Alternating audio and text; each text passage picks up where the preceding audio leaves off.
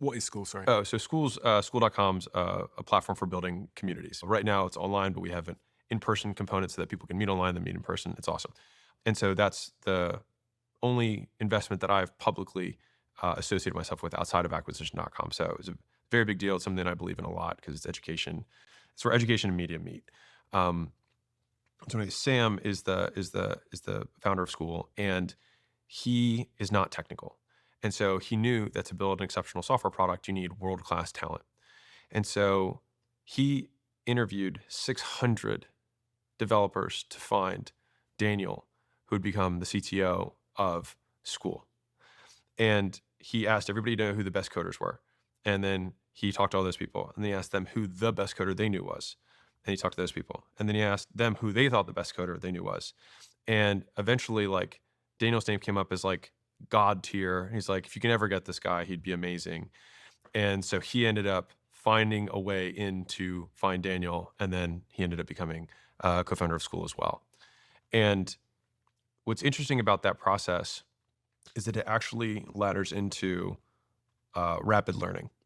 And so when I was a consultant, I was 22 years old, and I would go and have to give presentations to 4-star generals, right, about weapon systems that I knew nothing about because I was, chugging beers like 12 months earlier, right?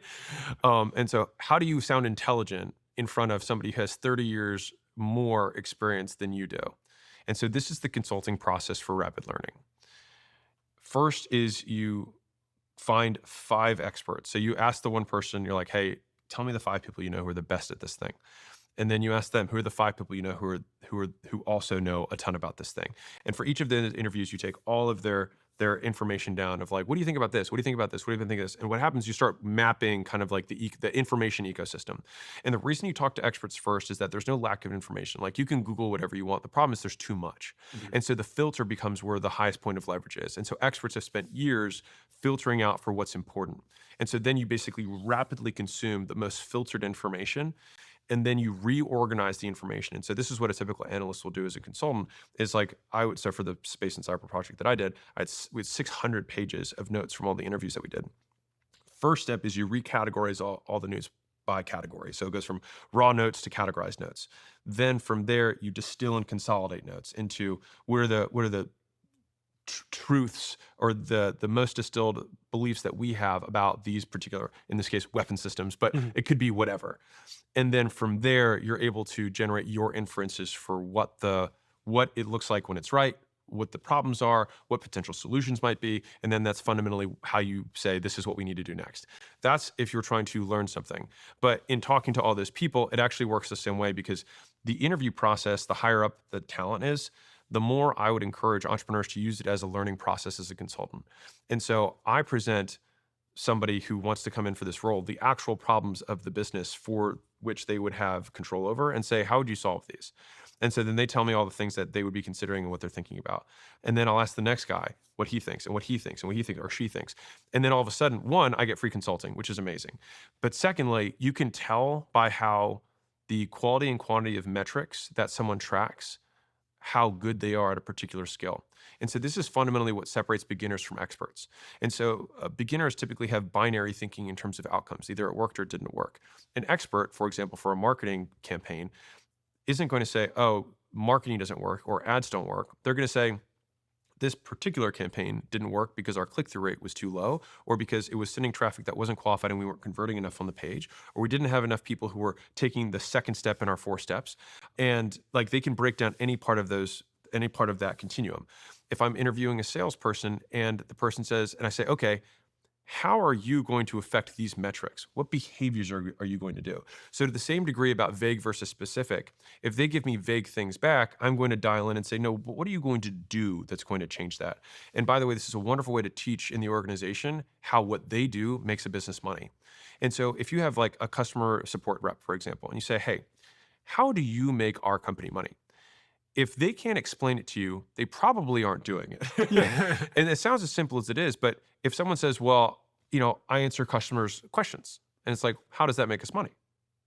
Now, if they're able to say, when I answer customers' questions, I increase the likelihood that they refer us to other customers, and I increase the likelihood that they stay and continue to pay for us. So I help us get new customers by delivering an amazing experience, and I get the customers that we have to continue to pay us.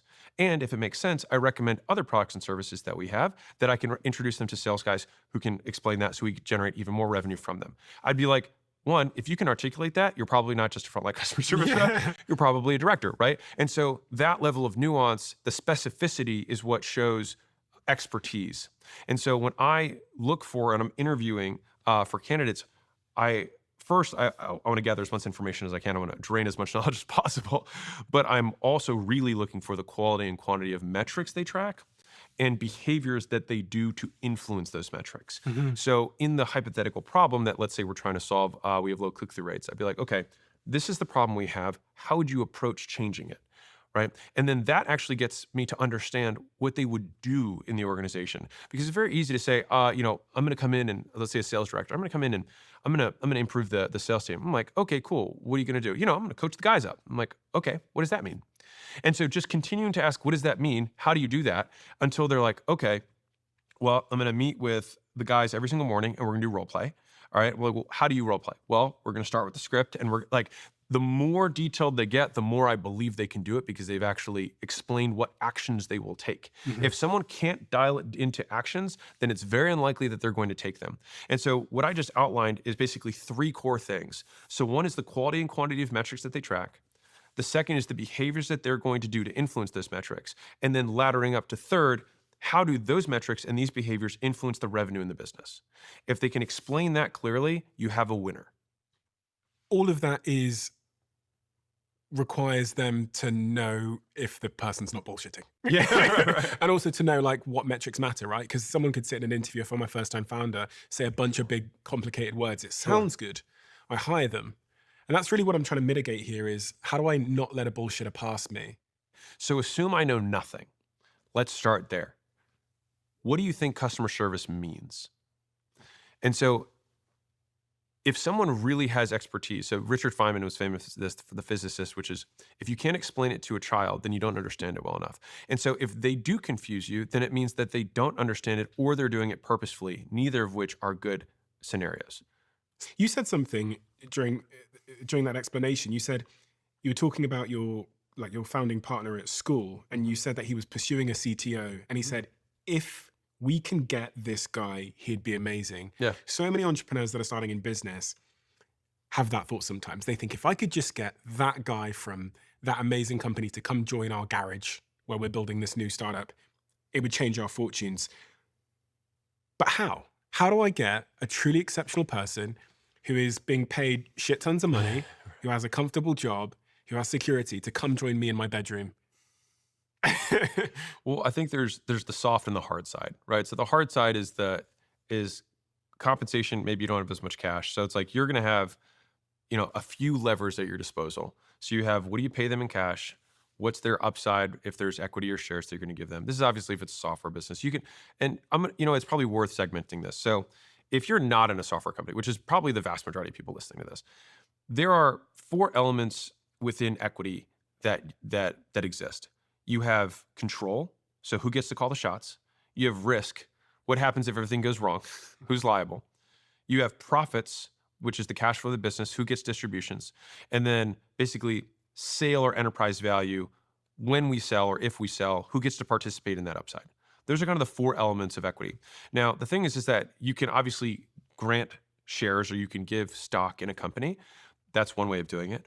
But you can also basically contract around any of these things. Now, most of the times they don't want the risk and they probably won't get the control if it's your company. So you really just have profit and you have upside in terms of a sale. And so you can contract these things, and there's lots of structures, so I'm not going to get into legal around this. But asking somebody, what do you want? Sometimes it's just a very powerful way of beginning this. And my favorite question for these types of scenarios is asking, what would it take? So when you have this guy, it's like, man, it would be amazing. Like, how do I sell this guy? I just ask him, what would sell you? So I say, what would it take? Because I don't know. He'll tell me. And I love that frame because it assumes yes. It assumes you're going to come. So what would it take? So many of the books that you you write and so much of the content you make centers on this idea of sales. Yeah, And it is a sale, isn't it? totally. And I always think about the Steve Jobs quote where he met with, was it John Scully, who was working at like Pepsi, and he said, do you want to continue selling sugar water for the rest of your life, or do you want to come change the world? Yeah. How does that sort of emotional, psychological element of the sale factor into it? Persuading someone exceptional to come and join your mission? I think it's the amygdala story that we started with the nasal strip thing, which now has actually reared its nose multiple times, poked its nose in a few times here. But I think that pitch that you're giving to a potential co-founder or potential early hire who's going to be a leader is the same, more or less, that you'd give to an investor. It's almost the same pitch, except instead of investing capital, they're investing time. They're investing their life. They're investing their expertise. But fundamentally, you're asking for investment. I'm just asking you. There's also this weird question, which I've actually never asked anybody, Oh. but founders often struggle with, do I hire naivety? Because that's going to probably create new solutions to old problems, like the young scrappy kid that gets TikTok. Yeah. Or do I hire experience, which is going to be more expensive, more conventional and safe? And I see some companies lean too far either way. Yeah. I have actually fairly strong opinions on this. Oh, great. So I actually think it's, and I was talking to the CEO of ButcherBox about this particular thing last week. I think it's a barbell strategy where you have people on either ends and very little in the middle. Interesting. So I love lots of young, hungry people who are here for growth and want to learn and are ready to work long hours and just go all in. And the people at the, call it the back half of their career that are here, that they've made enough money, they know they can get a job wherever they feel like it. You're not doing them a favor by giving them a job. And they're not a term I hate, which is careerists. They're not obsessed with their title. They're not obsessed with their career path, what their promotion plan is going to be. They basically have a litmus test, which is like, I have to make about this to get to come in and do this with you. But they actually just really love the work. And so these people are learning. So the young people are learning and overcompensating with tons of hours and reps. And these people are bringing their experience to the game and creating significantly more leverage with strategy. The people in the middle are the ones that tend to be the pain in the ass for everybody. And I don't think, and be clear here, I don't think this is actually an age thing. I think it's a perspective thing. So it's just, are you here for growth or are you here to share what you know? And I think that it's the people in the middle that are like, well, I'm bringing something, but I need some. It's like this kind of tit for tat relationship that I would say the vast majority of people that don't work out are in that bucket. And what role does naivety play in innovation here? Because the kids that don't know the rules Yeah. are